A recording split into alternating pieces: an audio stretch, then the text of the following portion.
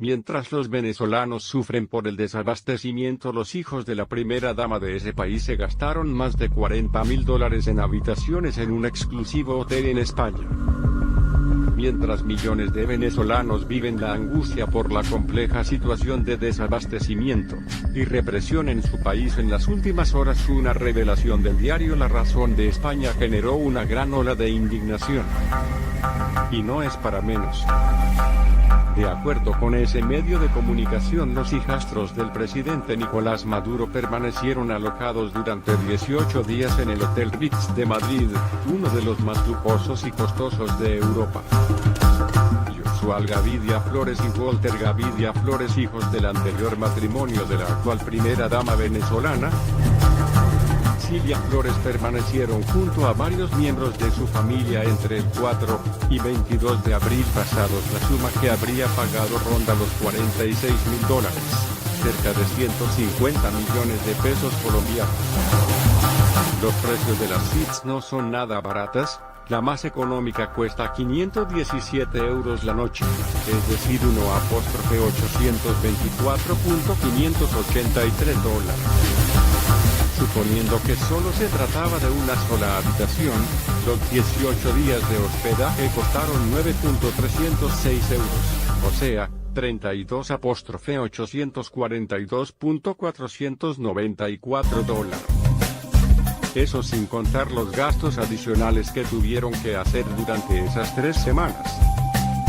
La Razón de España asegura que los hermanos contactaron a una furgoneta con chofer, y que esta les costó 1.200 euros diarios. Según los testimonios recogidos por los periodistas, con los empleados del hotel era frecuente ver entrar casi a diario a los hijastros de Maduro con gran cantidad de bolsas de las compras realizadas en los más exclusivos almacenes de la capital española. La indignación radica en que no es fácil entender cómo, mientras los venezolanos tienen serias dificultades para acceder a productos básicos, los hijastros del presidente gastan a manos llenas.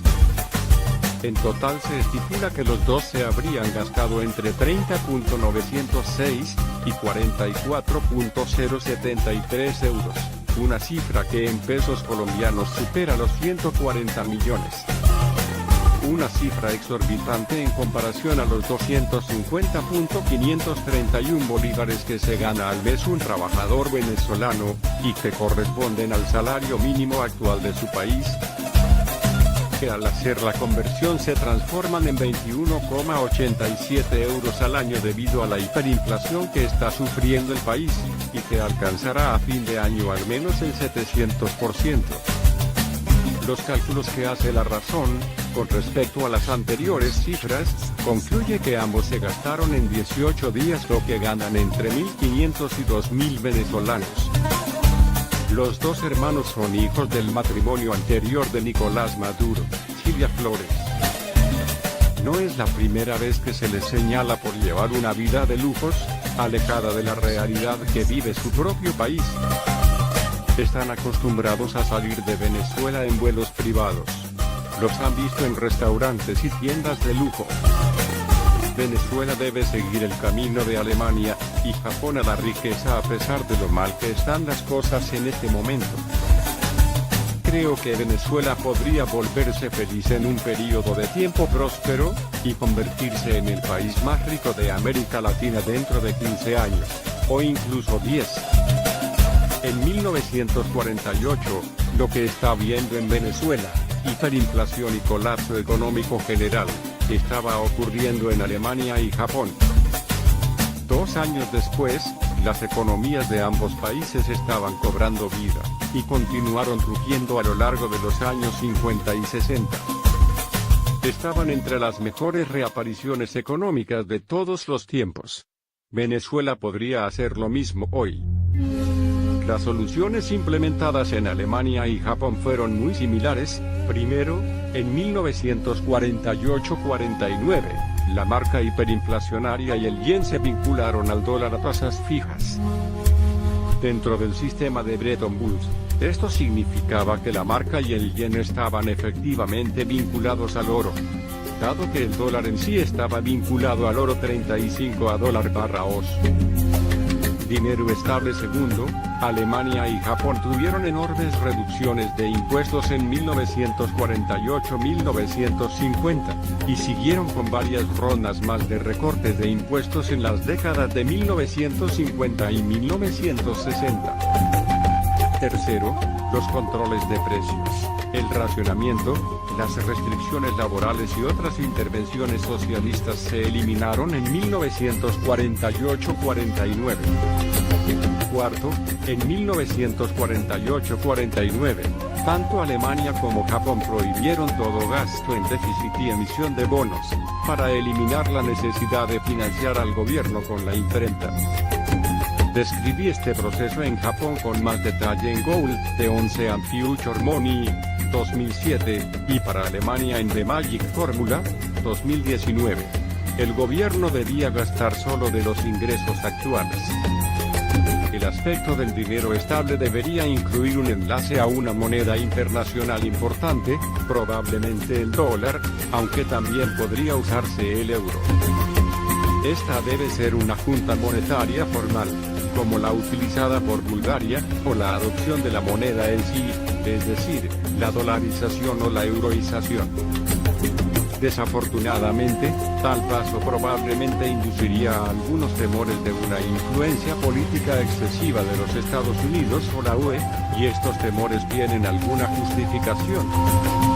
Sin embargo, Venezuela podría adoptar una junta monetaria vinculada al dólar, o incluso dolarizarla, sin ninguna otra influencia estadounidense en la política. Hoy en día, Hong Kong, que por supuesto es parte de China, tiene una junta monetaria basada en dólares. El Salvador está dolarizado, pero mantiene su independencia soberana en otras esferas. Para impuestos bajos, sugiero un enfoque agresivo que se adapte a la condición de crisis actual de Venezuela.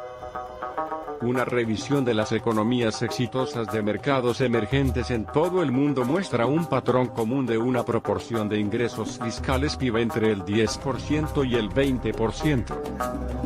Aunque las economías desarrolladas a menudo tienen una proporción de ingresos PIB muy superior a esta, no tienen economías de alto crecimiento. Francia o Dinamarca pueden estancarse en aparente comodidad con estos impuestos pesados, pero cuando tales sistemas se aplican a mercados emergentes. Para que Venezuela se haga rico, la carga fiscal o la proporción de ingresos PIB debe ser en los adolescentes. El resultado tiende a estancarse en los niveles de pobreza. La siguiente pregunta es, ¿cuál es la mejor manera de generar este nivel de ingresos fiscales? Sugiero que Venezuela debería tener un sistema de impuesto único, un IVA del 20%. Esto es solo un poco por encima del IVA actual del 16% en Venezuela, y todas las estructuras administrativas ya están establecidas.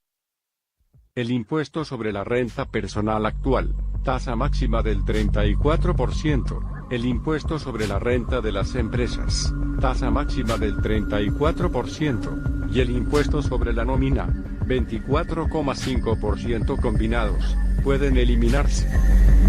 Con la adición de algunos otros impuestos, como impuestos a la propiedad o aranceles, el resultado debería ser una relación ingresos-PIB en torno al 15% menos 18%. Esto es suficiente para proporcionar servicios gubernamentales básicos, y también algunos servicios sociales que incluyen educación pública, salud y bienestar. Es casi lo mismo que China y Singapur hoy. Sin impuestos sobre la renta o la nómina, y dinero estable en forma de enlace en dólares, Venezuela debe ser uno de los mejores lugares para hacer negocios en el mundo. El PIB crecería rápidamente, y con eso, los ingresos fiscales también crecerían, lo que permitiría una gama más amplia de servicios gubernamentales. La gente tiene poca idea de cuánto puede crecer una economía cuando tiene la fórmula mágica. Entre 1994 y 2004, la economía de China, en términos de dólares nominales, creció 24 veces más. Los ingresos fiscales, naturalmente, también aumentaron unas 24 veces.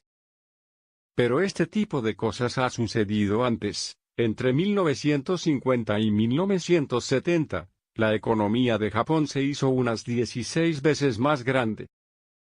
Con los impuestos bajos y el dinero estable en su lugar, no habría más necesidad de las diversas ayudas sociales que parecen necesarias en un entorno de colapso hiperinflacionario. Los controles de precios, el racionamiento, las restricciones de contratación y el despido, y otras medidas similares pueden eliminarse de la noche a la mañana.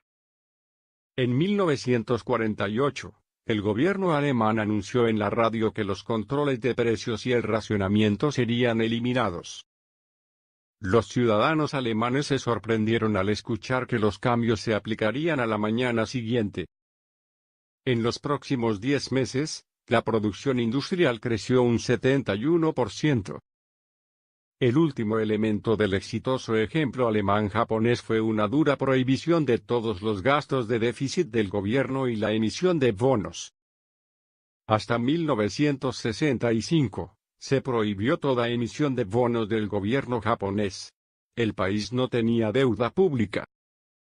Pero la creciente economía rápidamente produjo tantos ingresos fiscales que tuvieron que tener una reunión especial cada año, un presupuesto suplementario, para deshacerse del exceso de dinero. Recortaron aún más los impuestos y también aumentaron sus planes de gasto, especialmente en obras públicas. Hong Kong, que combinó su junta monetaria en dólares con un 16% de impuesto fijo, y una proporción de ingresos fiscales PIB del 13%, disfrutó de tantos ingresos que no solo no tenía deuda pública, sino años de superávit presupuestario acumulada en una reserva fiscal de activos que recientemente fue del 67% del PIB. Yo agregaría un principio más para Venezuela. Quinto, ignora todo lo que dice el Fondo Monetario Internacional. Normalmente también agregaría el Banco Mundial, pero David Malpass, el nuevo presidente del Banco Mundial, probablemente estaría de acuerdo con cada elemento de mi plan. Funcionó para Japón. Funcionó para Alemania. La fórmula mágica funciona. Y funcionaría para Venezuela hoy.